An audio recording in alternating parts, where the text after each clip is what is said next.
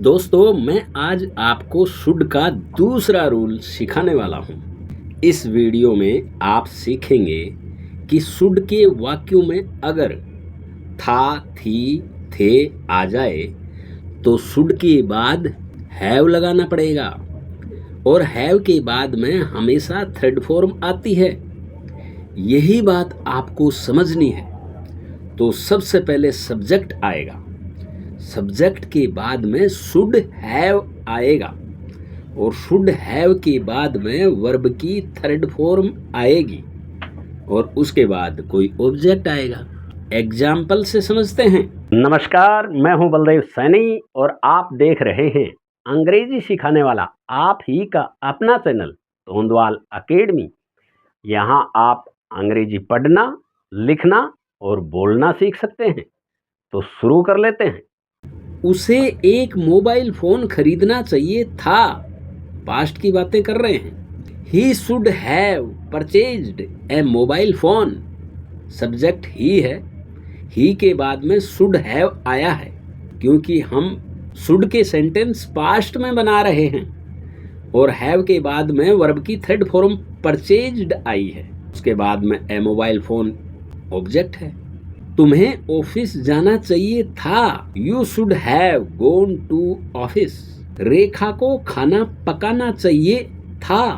Past की बातें कर रहे हैं। Rekha should have cooked food. तुम्हें स्टेज पर बोलना चाहिए था। You should have spoken on the stage. Neha को कमरा साफ करना चाहिए था। Neha should have cleaned the room. तुम्हें उससे बात करनी चाहिए थी। You should have talked to him. तुम्हें अपना गृह कार्य पूरा करना चाहिए था। You should have completed your homework. उसे वहां जाना चाहिए था। He should have gone there.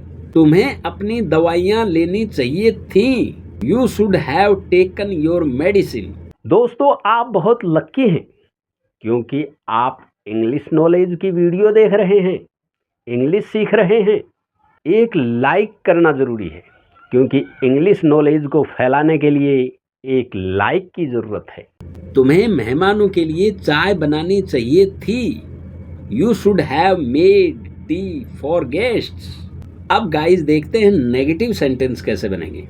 सबसे पहले सब्जेक्ट आएगा, सब्जेक्ट के बाद में शुड नॉट आएगा और शुड नोट के बाद में हैव आएगा और हैव के बाद में वर्ब की थर्ड फॉर्म आएगी और उसके बाद कोई ऑब्जेक्ट आएगा। यहाँ हम देखेंगे कि सब्जेक्ट के बाद में हम शुड नोट लगाएंगे क्योंकि नेगेटिव सेंटेंस है। तो क्या करेंगे, हम शुड नोट की शॉर्ट फॉर्म होती है शुडंट, तो हम शुड नोट की शॉर्ट फॉर्म शुडंट का ही यूज करेंगे। तुम्हें उसे थप्पड़ नहीं मारना चाहिए था। You shouldn't have slapped him. तुम्हें शराब नहीं पीनी चाहिए थी। You shouldn't have drink. उसे पार्टी में नाचना नहीं चाहिए था। He shouldn't have danced at the party. अच्छा ये बताओ वीडियो कैसा लग रहा है आपको? अच्छा लग रहा है?